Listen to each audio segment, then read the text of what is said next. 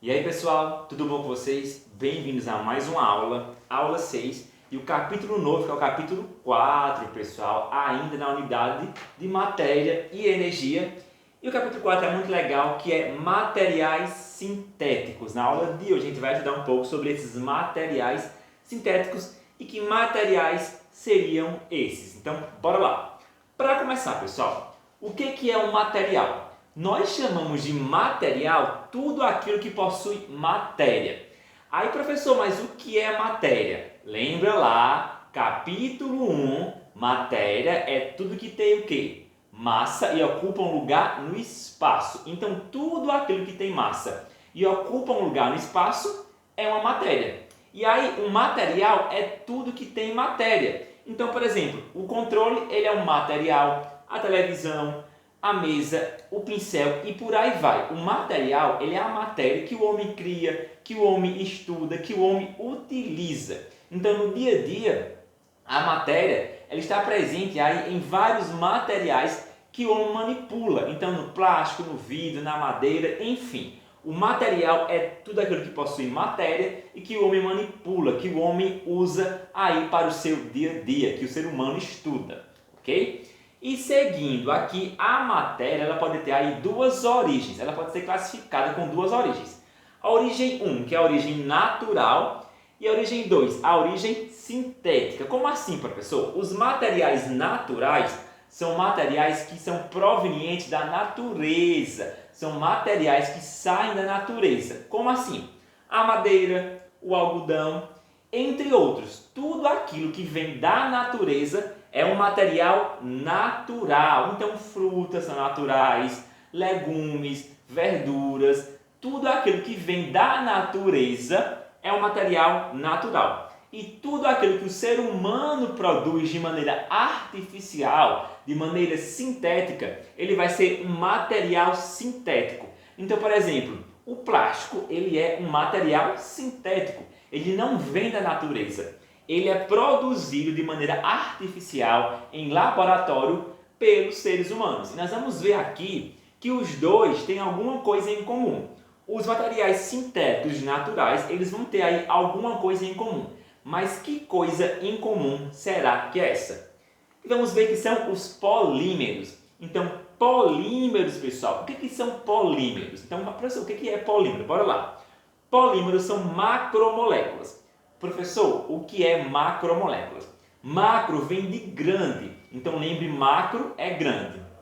E moléculas, nós já vimos o que é moléculas. Então, macromoléculas são moléculas grandes. Então, polímeros são moléculas grandes, ou seja, macromoléculas formadas pela união de moléculas menores chamadas monômeros. Então, polímeros são moléculas grandes que são formadas aí pela união de moléculas pequenas. É como se fosse, pessoal, um quebra-cabeça. Então, a molécula pequena é a pecinha. Quando elas se juntam, elas formam o quê? O quebra-cabeça, que é o polímero. E essas moléculas menores são chamadas de monômeros. Lembre de mono, lembra um. Então, monômeros são as moléculas menores. Por exemplo, eu tenho aqui um monômero. Essa bolinha aqui, ela representa uma molécula menor, ou seja, um monômero. Quando eu junto várias bolinhas dessas, eu vou ter um polímero. Poli vem de muitos, ou seja, eu vou ter muitas moléculas pequenas que juntas formam uma grande molécula. Então, olha só, uma molécula pequena é um monômero. Quando várias moléculas pequenas se juntam, elas formam um polímero, que é uma molécula maior. E aí, pessoal, a reação que dá origem a um polímero é chamada de polimerização. Então, quando um monômero se junta com vários monômeros e dão origem aí a um polímero, o nome vai ser polimerização, pessoal. Não esqueçam disso, ok? Então, se eu perguntar, pessoal, qual é o nome da reação que dá origem a um polímero? Você vai sempre lembrar que é a polimerização, ok? Seguindo aqui, pessoal, os polímeros são classificados aí de acordo com dois tipos de monômero presentes em sua estrutura. Então, os polímeros são classificados aí de acordo com os tipos de monômeros que estão presentes em sua estrutura. Como assim? Por exemplo, se os monômeros foram todos iguais, ele é um homopolímero. Ó, aqui eu tenho várias moléculas, várias bolinhas amarelas que representam o quê? Uma molécula. Eles se juntam e dão origem a um polímero, que é uma molécula maior. Percebam que as moléculas são todas iguais. Como são todas iguais, isso é um homopolímero. Homo vem de igual. E quando eu tenho moléculas diferentes que se juntam e formam uma molécula maior, eu tenho um heteropolímero. Lembra disso? Lembra de mistura homogênea e mistura heterogênea. Mistura homogênea, só uma fase. Mistura heterogênea, duas fases ou mais. Aqui é o mesmo pensamento. Um homopolímero, ele vai ter aí apenas o mesmo tipo de monômero, o mesmo tipo de molécula pequena que vão se juntar e dar origem a uma molécula maior. Já os heteropolímeros, eles vão ter várias moléculas pequenas diferentes, vários tipos de monômeros que vão se juntar e dar origem a uma molécula maior, ok? E seguindo aqui, como eu falei, ó, homo vem de igual, pessoal. Então, homopolímeros são formados pela mesma unidade que se repete, isto é, por um único tipo de monômero. E heteropolímero vem de diferente, então são formados aí por vários tipos de monômeros. E seguindo aqui, pessoal, de acordo com a unidade de repetição, que é o monômero, então o monômero, ele vai ser, pessoal, aqui, ó, cada moléculazinha dessa é um monômero. Então a gente chama também de unidade de repetição. Então, de acordo com o monômero, o que vai acontecer? Pode-se obter produtos diferentes. Então, cada monômero, você pode aí obter um produto diferente com características e aplicações diferentes. Por exemplo, aqui eu tenho um monômero que é uma molécula de o quê? Etileno, pessoal. Então, isso aqui é uma molécula de etileno, aqui é só uma, estão vendo? Quando várias moléculas de etileno se juntam, ok? Vai formar um polímero, que é o polietileno. Então, quando várias moléculas, aqui é uma molécula só, uma molécula pequena. Quando várias moléculas de etileno se juntam, elas formam o quê? Um polímero, que é uma molécula grande. E para quem não sabe, pessoal, o polietileno, ele é usado aí na produção do plástico. Então, para produzir o plástico aí, eu uso um polímero. Então, os cientistas, eles usam polímeros para fazer muitas coisas. E uma delas é o polietileno. Ele é usado aí na produção de plástico, garrafa de plástico, plástico para televisão, para controle, enfim, tudo que tem plástico aí vai ser um pouco da base de fabricação, vai ser o polietileno, que ele é um polímero, ok? E aí, pessoal, existe aí também a classificação dos polímeros de acordo com a sua origem. Então, lá atrás, eu classifiquei de acordo com os monômeros. E aqui vai ser de acordo com a sua origem. Existem polímeros naturais. Os polímeros naturais são polímeros que vêm da natureza. Lembra que eu falei para vocês? Materiais naturais vêm da natureza. A mesma coisa são os polímeros.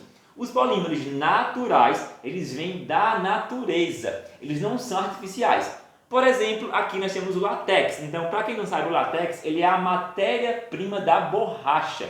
Então, o látex, ele é um polímero natural. Outro exemplo, as proteínas. Proteína animal, vegetal, eles são o quê? Polímeros. Toda proteína é uma molécula gigante. Ó, percebam aqui, olha só o tamanho dessa molécula. Uma molécula grande é um polímero. E perceba como tem várias moléculas pequenas formando essa molécula. Nesse caso aqui, esse polímero é um heteropolímero, porque ele tem moléculas pequenas diferentes que se juntaram e formaram essa molécula. Então aqui é uma proteína. Então proteína é um exemplo aí de polímero natural. Já os polímeros sintéticos são polímeros artificiais, não são encontrados de maneira natural. A gente tem que criar em laboratório, são produzidos aí em laboratório de maneira artificial. Por exemplo, o isopor, ele é um polímero artificial, e também aqui o plástico, mais uma vez, como a gente viu que o plástico é feito de polietileno, ele também é um polímero, ok? E aí, gente, os polímeros são usados em várias coisas. E os principais são o polietileno, como eu falei para vocês, aqui, ó, estão vendo? No plástico, nos fios. Aqui nós temos o polipropeno, não estou lembrando, polipropileno. Polipropileno é feito a caneta, pessoal. Temos aí para fazer material de isopor, do cano, que é o PVC, o teflon, que é uma frigideira antiaderente. E por aí vai, pessoal. São vários materiais que são feitos de polímeros. Ó, pneu, camisa, pessoal, blusa, tinta, enfim. Quase tudo que nós usamos no dia a dia é feito a partir de um polímero. Então, frigideira, fio, caneta, copo de plástico, cano, tinta, enfim, são diversos materiais. Se você quiser, pode ir no seu livro, tem essa imagem aqui, você vai ver com mais detalhe o que cada polímero, onde cada polímero aqui é aplicado. Ok, pessoal? E aí, gente, existe a nomenclatura dos polímeros. Professor, como assim? Nomenclatura é nomear. Existe uma regra para você dar nome a um polímero. Que regra é essa, professor? Vamos lá. O nome de um polímero, ele depende essencialmente do seu monômero. Então, o nome de um polímero, ele vai ser proveniente do seu monômero, que é o quê? Que compõe, embora outros fatores, como a polimerização, também possam influenciar. Mas a regra geral é, pessoal, poli mais o nome do monômero. Então, para nomear um polímero, eu coloco poli, que é o meu prefixo, lembra de português? Prefixo, então eu coloco poli mais o nome do monômero. Poli vem de muitos monômeros, daí polímero. Então vamos aqui um exemplo. Bora lá. O nome do monômero, ele é o propietileno. Então, propileno. Bora lá. O nome aqui do meu monômero é o propileno. Como é que eu posso nomear? Poli mais propileno é igual polipropileno. Olha como é simples. Eu pego o nome do monômero e coloco poli na frente. Só isso. É assim que é possível nomear um polímero. Então, mais uma vez, o monômero é o propileno. Eu coloco poli na frente, então poli mais propileno é igual polipropileno. É assim que se nomeia um monômero. Outro exemplo, pessoal. Quando o nome do monômero é composto, ou seja, formado por mais de uma palavra, então se o monômero for um nome composto, formado por mais de uma palavra, então escreve-se esse nome entre parênteses. Como assim, professor? O monômero é cloreto de vinila. Então, isso aqui é o meu monômero. Cloreto de vinila. Como que eu dou nome ao polímero? Poli, ó, poli, tá vendo? Poli, mais o nome cloreto de vinila, que fica policloreto de vinila. Nesse caso aqui, ele vem entre parênteses, porque cloreto de vinila é um nome composto. Cloreto de vinila. Mas a regra para nomear é a mesma. Basta colocar o poli na frente. Então, mais uma vez, pessoal, para nomear um polímero é bem simples. É só pegar o prefixo poli mais o nome do monômero. Outro exemplo, monômero propileno. Poli mais propileno, polipropileno. Já se o monômero for um nome composto, por exemplo, cloreto de vinila, é a mesma regra, então policloreto de vinila, só que o nome vem entre parênteses, pessoal. Pessoal, então até aqui foi a parte de polímeros. É muito fácil, é muito simples. Mas seguindo aqui, pessoal, os medicamentos sintéticos. Então bora lá. Os fármacos, que são medicamentos, eles podem ser definidos como substâncias químicas desenvolvidas na área da saúde. Então, os medicamentos, os fármacos, são substâncias desenvolvidas na área da saúde. Então, esses fármacos, esses remédios, eles podem ser, pessoal, tanto de origem natural como de origem artificial. Então, por exemplo, existem muitos remédios naturais, mas também existem muitos artificiais. E nós vamos focar aqui nos medicamentos sintéticos, medicamentos artificiais. Professor, e o que é um fármaco sintético? Fármacos sintéticos, eles são obtidos aí a partir de um laboratório. Então, para produzir um material, um fármaco, um remédio, um medicamento sintético, ele é feito aí em laboratório depois de muitos testes e comprovação da sua eficácia e segurança. Será que você lembrou de alguma coisa? Muitos testes e comprovação da eficácia e segurança. Por exemplo, a vacina do coronavírus. É uma vacina produzida em laboratório depois de muitos testes e depois de comprovada a eficácia e a sua segurança. Então, por exemplo, a Coronavac, ela é um fármaco sintético, porque ela foi aí feita em laboratório e só foi aprovada depois de muitos testes e de muitos aí comprovar a sua eficácia e a sua segurança. E aí sim ela pode ser feita em escala industrial para muitas pessoas. Ok, pessoal? E, gente, os fármacos sintéticos, os medicamentos, vacinas, remédios, eles são o quê? Preventivos ou curativos. Como assim, professor? Preventivos para prevenir doenças. Tem medicamentos, vacinas que você toma para não pegar a doença. E tem medicamentos curativos que você toma depois que já tem a doença. Então, depois que você pegou uma doença, vai tomar o remédio para se curar. Mas tem também os preventivos que você toma para não adquirir a doença e os curativos tomam para curar a doença. Mas todos eles são feitos à base de IFAs, que são o quê? Insumos farmacêuticos ativos. Então, esses IFAs aqui, eles são a base de todos os medicamentos.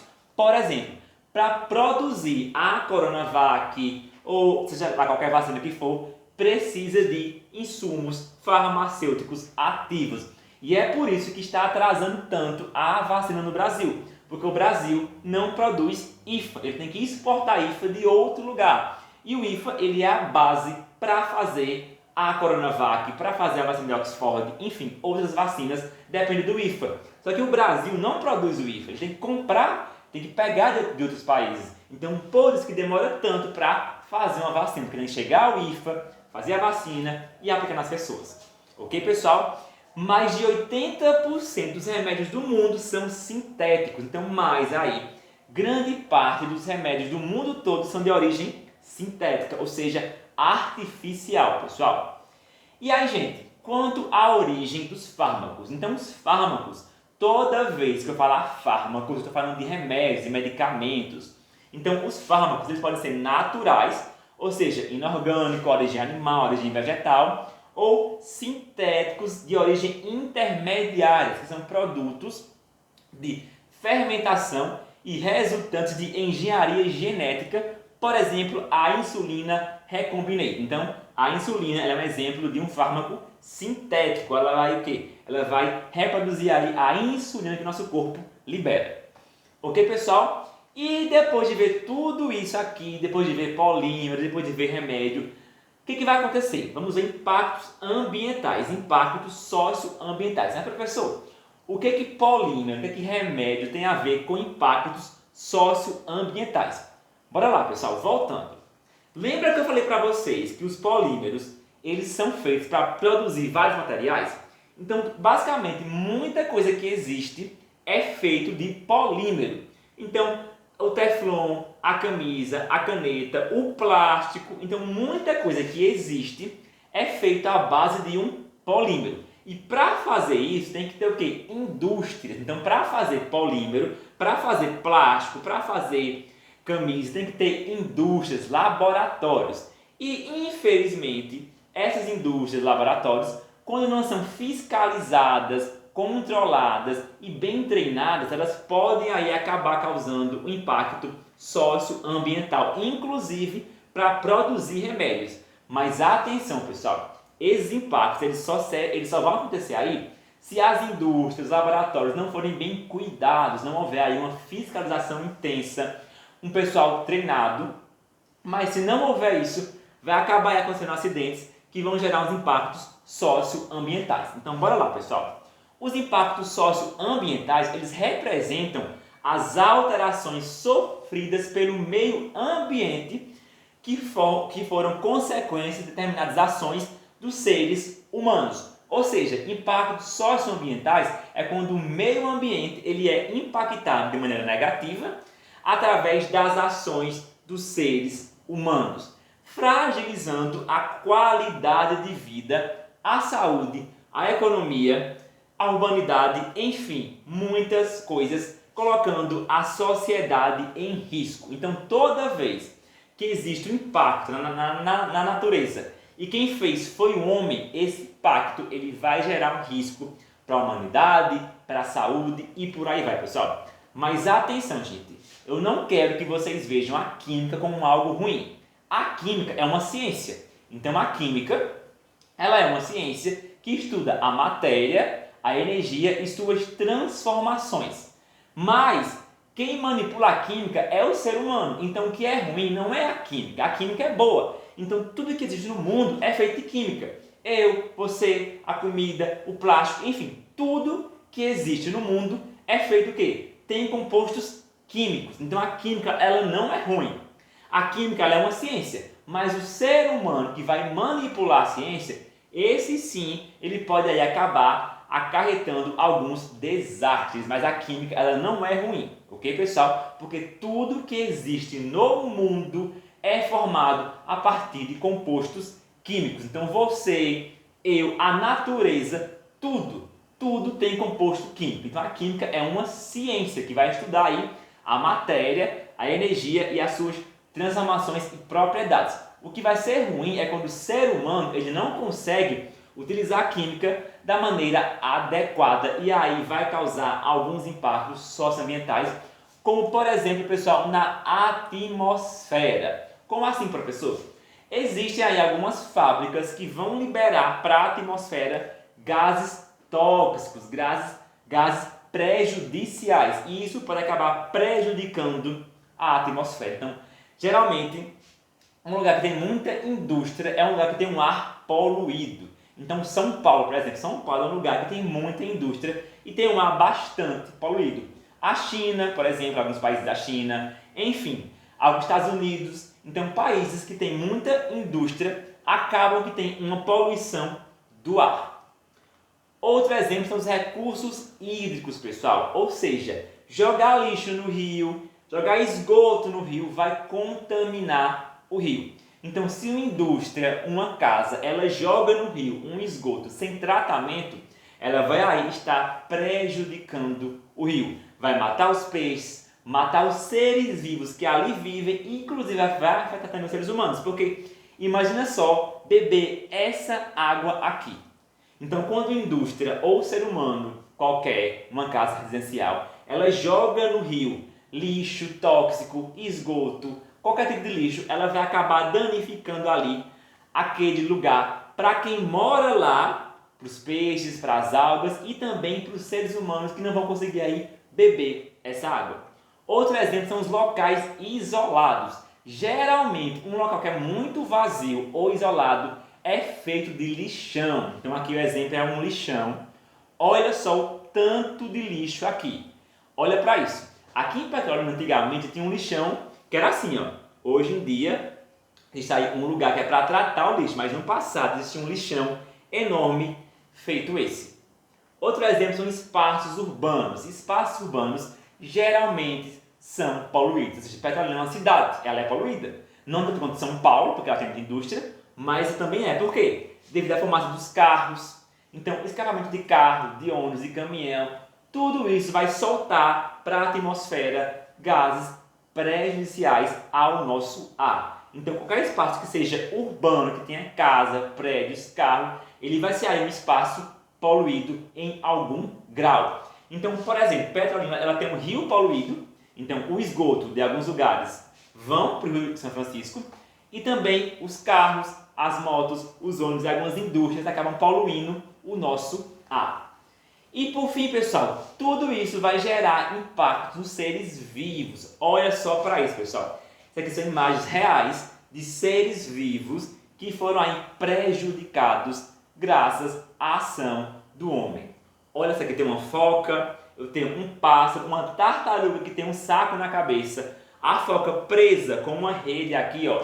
Esse pássaro com alguma coisa aqui de metal nele. Então, toda vez que o ser humano ele interfere de maneira negativa na natureza, ele vai acabar aí prejudicando os animais e também a ele mesmo. Ok, pessoal? Então é isso. Até a próxima aula e faça atividade.